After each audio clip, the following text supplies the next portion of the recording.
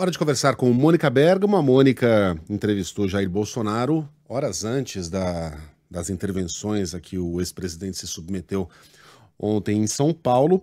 Tem muita coisa para a gente tratar, é uma entrevista aqui de página inteira, está publicada hoje na Folha de São Paulo, mas a gente pode começar pelo Mauro Cid, né, Mônica? O presidente disse, enfim, basicamente que o Cid era um resolvedor de pepinos, mas que não tinha acesso aos grandes segredos da República e que, portanto, não teria nada para delatar a respeito dele. Conta pra gente como é que foi essa Mônica, essa entrevista, Mônica, bom dia.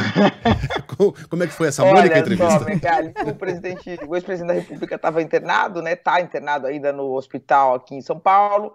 E eu falei com pessoas próximas dele que estavam lá. Eu falei, se eu der um pulo aí, gravo só falo com ele rapidamente, etc, etc. A pessoa falou, vem, entra por trás e tal, e vamos tentar ver se ele topa. Bom, cheguei, ele estava almoçando para depois começar o jejum, né? Foi um dia antes da cirurgia.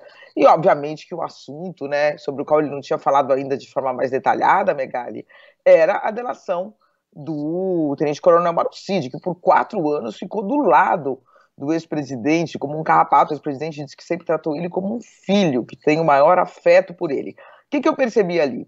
Que o ex-presidente está cuidadoso, o Bolsonaro está cuidadoso, não está atacando o Mauro Cid, está dizendo o seguinte, a coisa que eu achei ali, sinalizando, vamos dizer assim, uma paz com ele, sem cutucar a onça, com vara curta, diz que ele se coloca no lugar do Mauro Cid. Olha aqui, ó, ele fala que, ó, eu sempre tratei ele como um filho meu, eu sinto tristeza com o que está acontecendo com ele, eu não queria que ele estivesse nessa situação, né? Por que ele é investigado até hoje por fake news? O que é fake news? Aí falou aquelas frases típicas do Bolsonaro, né? Ele falou, ser acusado de fake news é como se acusaram de ter tratado mal um marciano, porque não existe isso no Código Penal brasileiro, né? Então, ele falou também que ele se coloca no lugar dele, que uma vez ele era segundo tenente do Exército, queria punir um soldado, e um superior a ele, Bolsonaro, falou, se coloque no lugar do soldado. Aí ele fala aqui, ó, quando eu voltei à tarde, eu pedi para rasgar o meu relatório e eu me coloquei no lugar do soldado. Nos meus dias de reflexão, eu me coloco no lugar do Cid. Daí ele ainda falou mais, falou, eu tenho um pensamento sobre ele, eu pretendo brevemente, se Deus quiser, dar um abraço nele. Então, ou seja, manifestando aí a expectativa de que o Mauro Cid não irá comprometê-lo, pelo menos não de uma forma grave. Agora, o que ele fala também, que é isso que você tocou, que é o principal, eu acho, né, Megali? Ele fala, olha, o Mauro Cid não... Ele trata o Mauro Cid, quer dizer, não como um personagem lateral, porque ele fala, não, ele cuidava das minhas contas bancárias, ele tinha uma procuração minha, ele cuidava de coisas da Michelle, da primeira-dama, ele era um resolvedor de problemas mesmo, um super secretário. Então, desse ponto de vista, ele era central. Agora, ele não participava de reunião alguma, ele agendava conversas com ministros, com autoridades, com chefes de Estado internacionais, agendou com o Putin, agendou com o Trump, mas quando chegava na hora das conversas, ele não entrava.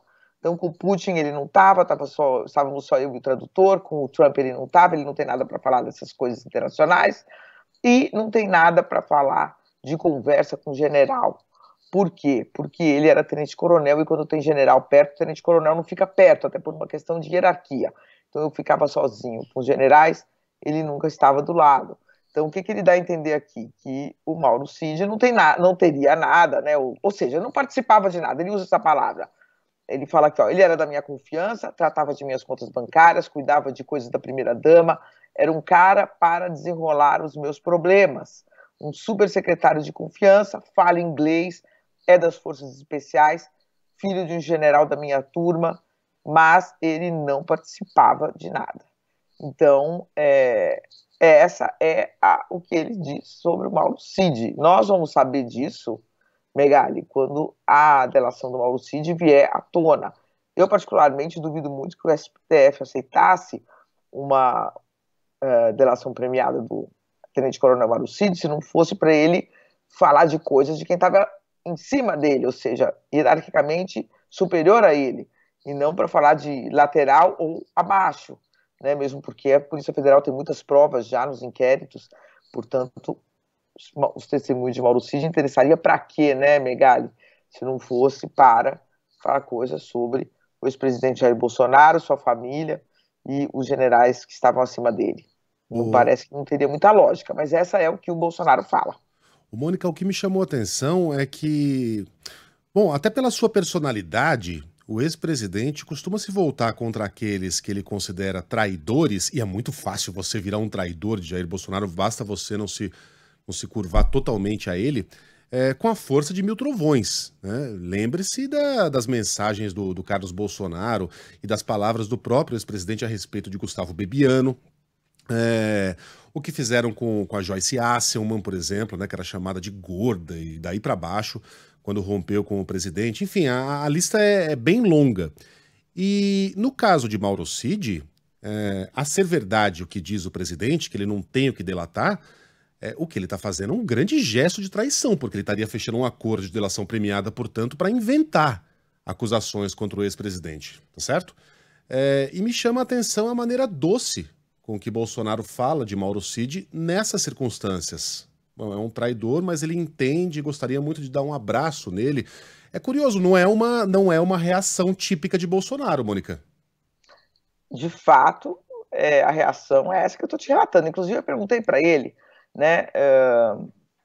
Obviamente, né, que o Bolsonaro gostava dele, ele do Bolsonaro, ou no mínimo existia uma irrestrita confiança.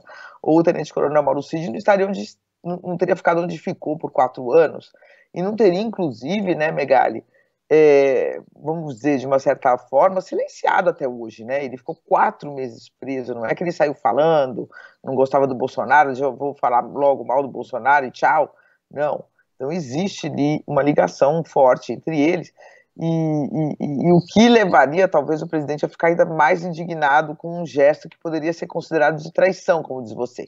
Mas não é essa a postura, de fato, do Bolsonaro. O que ele falou? Falou mais, né? Estou vendo aqui, ele falou, o Cid é uma pessoa decente, o Cid é bom caráter, o Cid não vai inventar nada, até porque, o que ele falar, ele vai ter que comprovar, né?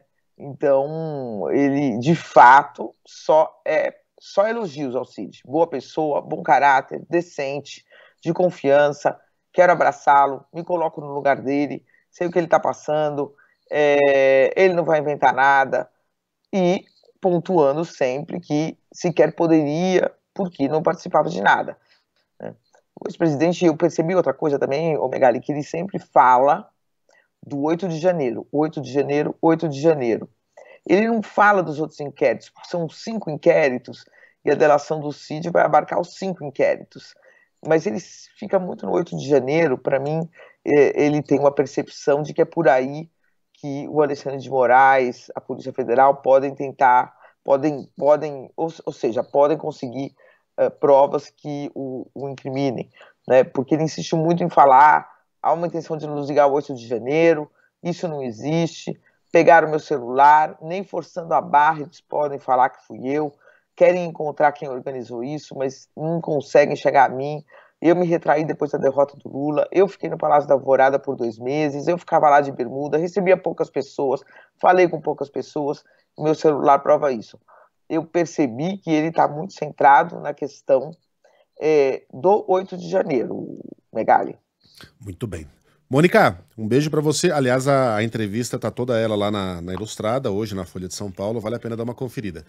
Beijão, Mônica, até amanhã. Obrigada. Valeu.